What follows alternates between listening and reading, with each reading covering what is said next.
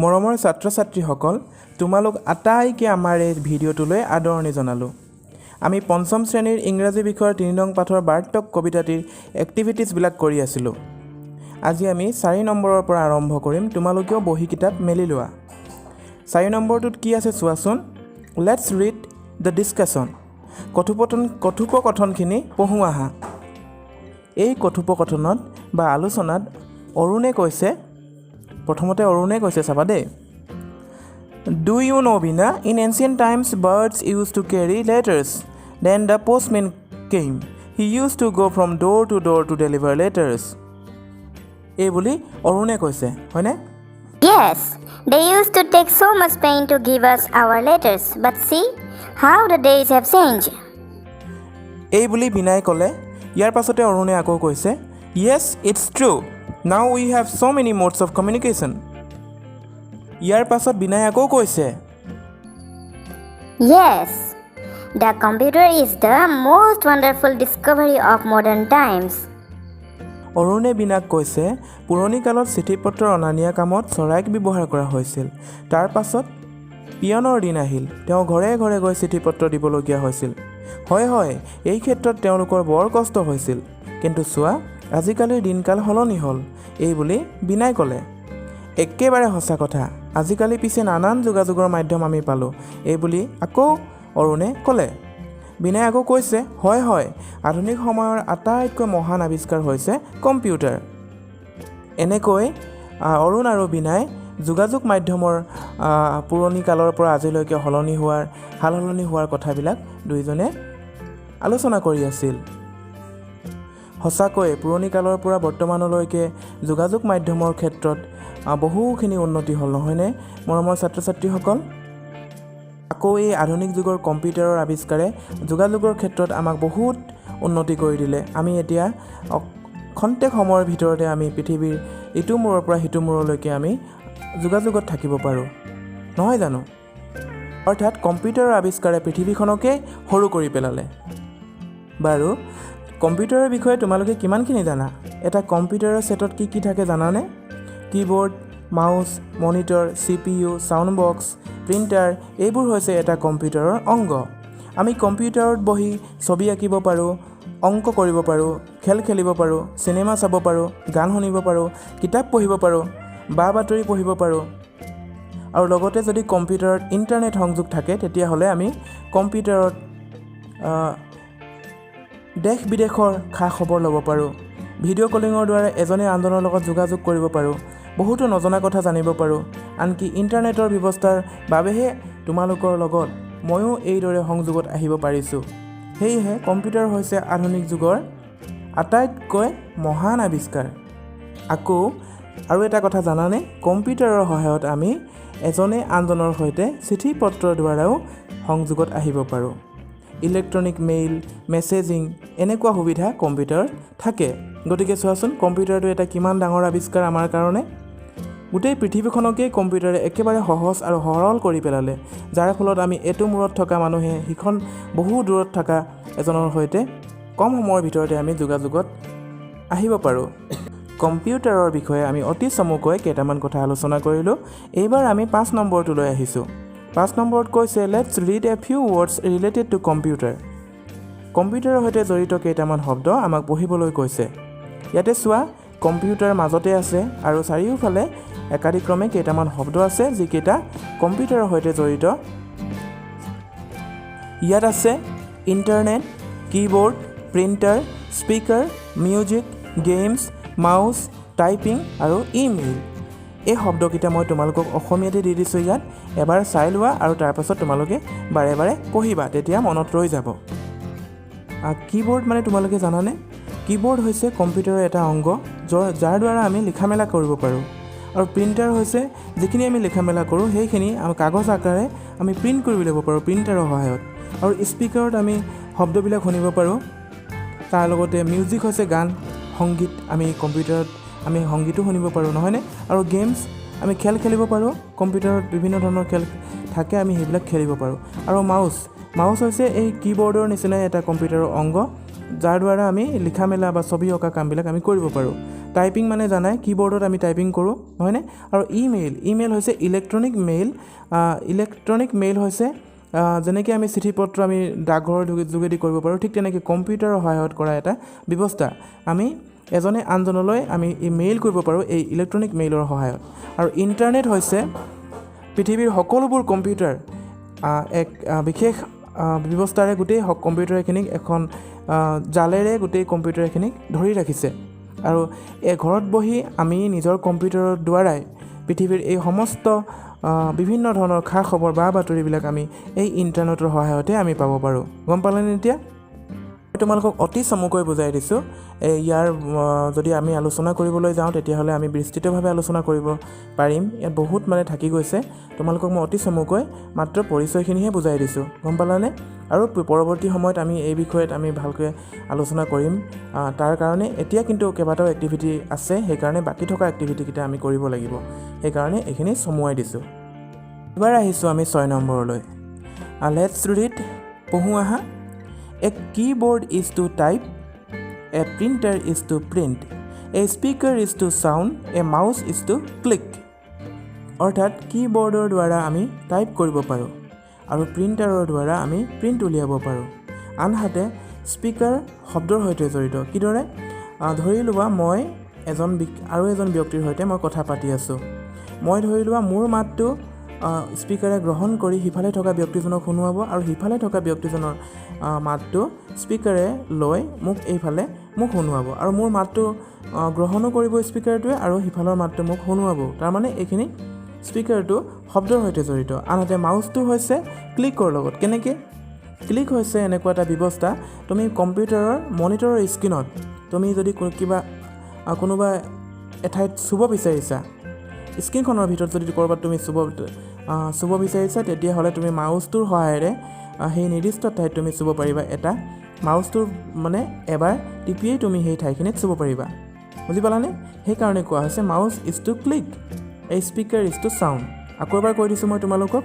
A keyboard is to type, a printer is to print, a speaker is to sound, a mouse is to click. অসমীয়াটো এবাৰ কৈ দিছোঁ। কীবৰ্ডটো টাইপৰ লগত জড়িত আৰু প্ৰিণ্টাৰটো হৈছে প্ৰিণ্টৰ লগত। আনহাতে স্পীকাৰটো শব্দৰ সৈতে আৰু মাউচটো ক্লিকৰ সৈতে। তাৰমানে ক্লিক এবাৰ তুমি টিপি দিলেই মাউচটোৰ সহায়ত তুমি বিভিন্ন কাম কৰিব পাৰিবা। এইখিনিকে ক'লোঁ আমি 6 নম্বৰটো। ইয়াৰ পিছত আমি আহিছোঁ 7 নম্বৰলৈ। কৈছে Pinky and her mother are leaving for New Delhi tomorrow. Pinky sends an email to her sister Pihu who lives in New Delhi asking her to receive them at the railway station. Pinky আৰু তাইৰ মাক কাইলৈ নতুন দিল্লীলৈ যাব। সেইবাবে নতুন দিল্লীত থকা পিংকিৰ বাইক পিহুক পিংকিয়ে মেইল কৰিছে যে তেওঁলোকক ৰেলৱে ষ্টেচনৰ পৰা নিব পাৰিব নেকি? তোমালোকে কিতাপত থকা এই কম্পিউটাৰৰ মনিটৰৰ স্ক্ৰীণখনলৈ মন কৰাচোন। ইয়াত কেনেকৈ পিংকিয়ে পিহুলৈ মেইল কৰিছে। ইয়াত লিখা আছে মেইল, তাৰ তলত আছে কম্প'জ আৰু তাৰ তলত inbox, starred, send mail, drafts, more and delete এইকেইটা শব্দ আছে, হয় নহয়? এইখিনি তোমালোকে পৰৱৰ্তী সময়ত তোমালোকে গম পাবা। ইয়াত মেছেজত কি লিখা আছে চোৱা। To Pihu Sharma @mail.com subject our arrival time. Dear Pihu বা we are reaching New Delhi tomorrow at 10:20 AM by the 12423 Rajdhani express. Please receive us at the railway station with love Pinky send বুলি লিখা আছে তলত। তাৰমানে ইয়াত কালৈ লিখিছে পিহু শৰ্মা @mail.com এই এড্ৰেছটো দিয়া আছে ওপৰত। আৰু ছাবজেক্টটো কি লিখিছে? আৱাৰ এৰাইভেল টাইম, আমি পোৱাগে সময়, আমি কিমান সময়ত পামগৈ সেই কথাটো কৈছে। আৰু ডিয়াৰ পিহু বা মৰমৰ পিহু বা এই বুলি কৈছে উই are reaching New Delhi tomorrow at 10:20 AM কাইলৈ 10:20 আমি নতুন দিল্লী পামগৈ। কোনখন ট্ৰেইনত যাব? বাই the 12423 Rajdhani express. 12423 Rajdhani express নামৰ ৰেলগাড়ীখনত আমি গৈ আছোঁ। Please receive us at the railway station.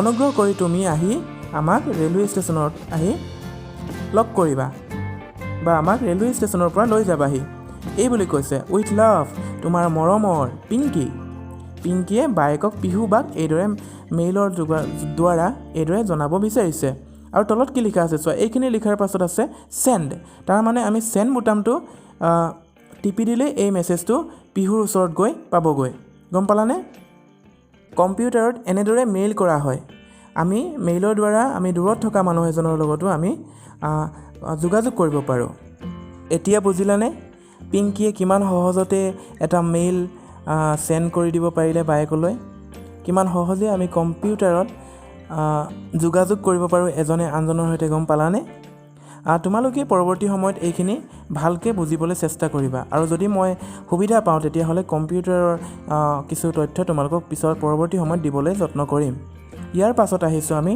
8 নম্বৰলৈ 8 নম্বৰত এই হালধীয়া ফ্ৰক পিন্ধা ছোৱালীজনীয়ে কি কৈছে বা কি ভাবিছে চোৱাচোন তাই ভাবিছে Pihu email address is pihusharma@mail.com পিহুৰ ইমেইল এড্ৰেছটো হৈছে pihusharma@mail.com এইটো এড্ৰেছটো মনত পেলাইছে তাই আৰু তাৰপিছত কৈছে কি Pinky click the send button to send the email Pinky তুমি সেই তলত থকা চেণ্ড বুটামটো টিপি দিয়া যাতে মেইলটো গুচি যায় তাৰমানে বুজি পালানে তোমালোকেও যে আমি ইমেইলটো লিখাৰ পাছত আমি কাক লিখিছোঁ সেই এড্ৰেছটো লাগিব আৰু একেবাৰে শেষত আমি লিখাৰ পাছত আমি কি কৰিম চেণ্ড বুটামটো চুম চেণ্ড বুটামটো টিপি দিম আৰু ইয়াতে কৈছে we write the email address in the address bar আমি এড্ৰেছ বাৰ যি ঠাইত আছে এড্ৰেছ বাৰ তাৰ কাষত আমি কি লিখিব লাগিব ইমেইল এড্ৰেছটো লিখিব লাগিব তাৰমানে বুজি পালা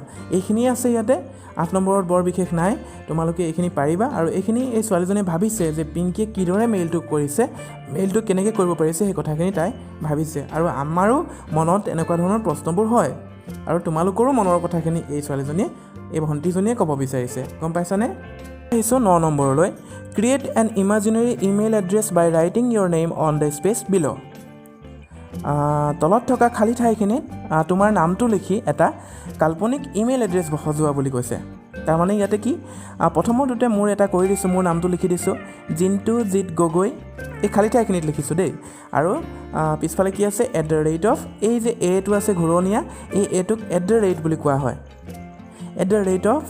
@mail.com মোৰ নামটো লিখি দিলোঁ এটা ইমেইল এড্ৰেছ হৈ গ'ল আৰু তলৰখিনিত তোমালোকৰ নামটো লিখিবা আৰু এই ঘূৰণীয়া এইটো দেখিছা নহয় এইটো @ বুলি কোৱা হয় এইটো লিখিবা আৰু মেইল mail.com বুলি লিখি দিবা তোমাৰো এটা ইমেইল এড্ৰেছ হ'ব অৰ্থাৎ আমি এই ধৰণে আমি ইমেইল এড্ৰেছ বনাব পাৰোঁ ইয়াৰ বিষয়ে বহু কথা আছে তোমালোকে পৰৱৰ্তী সময়ত পৰ্যায়ক্ৰমে এইবিলাক শিকিব পাৰিবা এইবাৰ আহিছোঁ 10 নম্বৰটোলৈ ইয়াতে কৈছে the annual prize distribution ceremony of your school will be held next Monday write an email to your friend requesting him her to visit your school on that occasion অহা সোমবাৰে তোমালোকৰ বিদ্যালয়ৰ বছৰেকীয়া পুৰস্কাৰ বিতৰণী অনুষ্ঠান আয়োজন কৰা হৈছে সেইকাৰণে তোমাৰ বন্ধু বা এগৰাকী বান্ধৱীলৈ এই অনুষ্ঠানত উপস্থিত থাকিবৰ বাবে অনুৰোধ কৰি এটা মেইল লিখিবলৈ তোমাক কৈছে কেনেকৈ লিখিবা এতিয়া ইয়াত চোৱা প্ৰথমতে আমি মেইল পেজখন খুলি লৈছোঁ আৰু তাৰ পাছতে ইয়াত আছে মেইলৰ তলত লিখা আছে compose inbox starred send mail drafts more and delete এইকেইটা অপশ্যন আহিছে তাতে কম্প'জত আমি আহিছোঁ আৰু ইফালে ষ্টাৰ দিয়া মানে তৰা চিহ্ন দিয়া কেইটামান বক্স দিয়া আছে সেইকেইটা আমি এতিয়া নকৰোঁ বাৰু তাৰ ওপৰত মেইলৰ তুমি কেনেকৈ মেইল লিখিবা সেইখন স্ক্ৰীন ওলাই আছে তাত ওপৰত মেছেজ বুলি লিখা আছে তাৰপিছত টু কাক লিখিবা তাৰমানে তুমি কালৈ লিখিবা তোমাৰ বন্ধুজনৰ ইমেইল এড্ৰেছটো এইখিনিতে লিখিব লাগিব তাৰপিছত ছাবজেক্ট কি বিষয় যে তোমালোকৰ স্কুলত পুৰস্কাৰ বছৰেকীয়া খেল ধেমালি হয়তো বা যিকোনো মানে তোমালোকৰ পুৰস্কাৰ ডিষ্ট্ৰিবিউশ্যন চেৰেমনি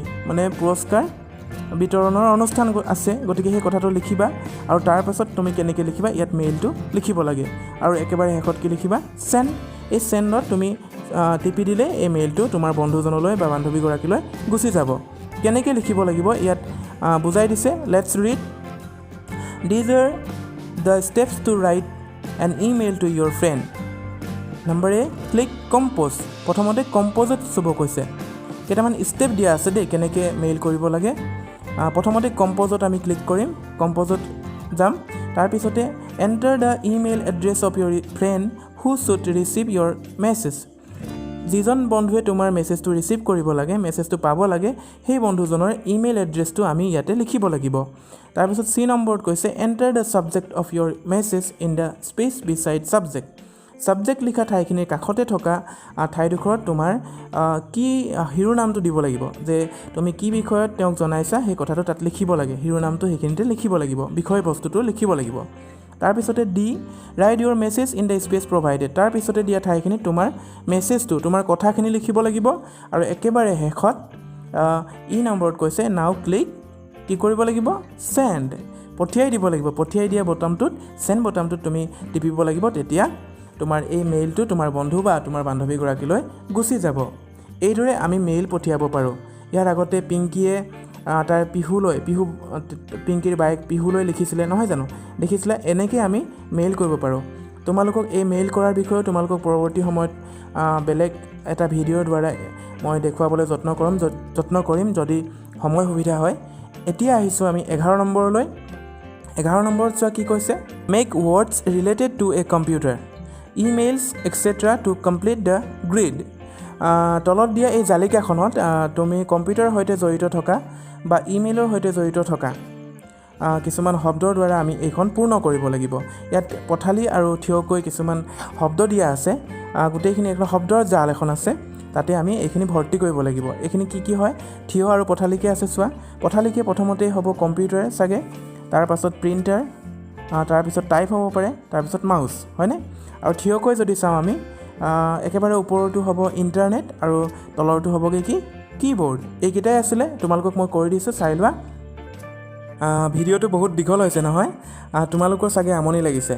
যিয়েই নহওক, আজি বাৰু ইমানখিনিতে সামৰিছোঁ। পৰৱৰ্তী সময়ত আমি বাকীকেইটা আলোচনা কৰিম। আৰু তোমালোকক এইখিনিতে মই পুনৰবাৰ ধন্যবাদ জনাইছোঁ, ইমান দেৰিলৈকে তোমালোকে ভিডিঅ'টো চাইছা।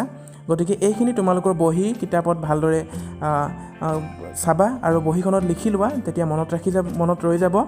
আৰু তোমালোকে মোৰ এই চেনেলটো ছাবস্ক্ৰাইব কৰি ল'বা, যাতে ভিডিঅ'খিনি পাই থাকা তোমালোকৰ লাভ হয়। সেইকাৰণে তোমালোকে এই চেনেলটো ছাবস্ক্ৰাইব কৰি ল'বা। শেষত সদৌতিকে ধন্যবাদ জনাইছোঁ আৰু আজিৰ এই ভিডিঅ'টোৰ পৰা মই বিদায় লৈছোঁ।